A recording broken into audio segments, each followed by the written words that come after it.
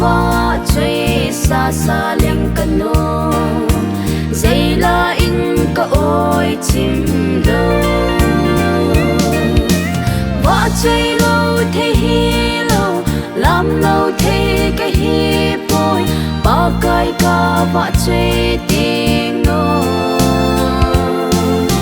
làm là mình võ chơi đình tung kinh tô võ chơi đình tăng lâu in võ chơi đình võ chơi lâu thế ca hi bôi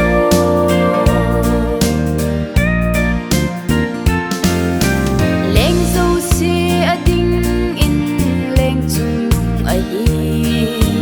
ba cái thế adin ba cái lên lâu pi ấy nan khen tung anh ấy lâu ngày luôn na đã dim sẽ nè võ chơi lâu thế hi lâu làm lâu thế cái hi bôi ba cái ca võ chơi tiếng nô làm là mình võ chơi đình tung kinh tô võ chơi đình tăng lâu in võ chơi đình võ chơi lâu thế ca hi bôi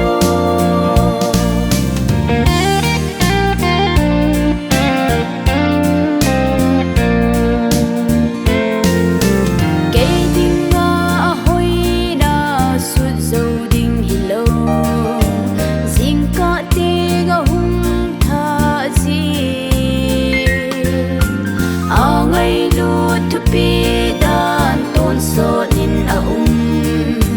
ei ho di na pha pe ne võ chơi lâu thế hi lâu làm lâu thế cái hi bôi ba cái ca võ chơi tiếng nô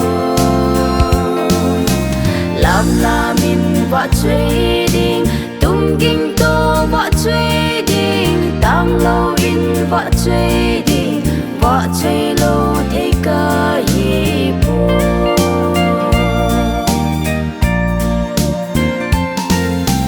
lên dâu xe đinh in lên chung nung ấy ba cái thế adin ba cái lên lâu pi ấy nan khen tung anh ấy lâu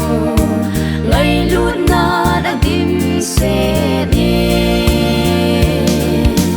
võ chơi lâu thế hi lâu làm lâu thế cái hi bôi ba cái ca võ chơi tiếng nô làm là mình võ chơi đình tung kinh tô võ chơi đình tăng lâu in võ chơi đình võ chơi lâu thế ca hi bôi võ chơi lâu thế hi lâu làm lâu thế cái hi bôi ba cái ca võ chơi tiếng nô làm là mình võ chơi đình tung kinh tô võ chơi đình tăng lâu in võ chơi đình võ chơi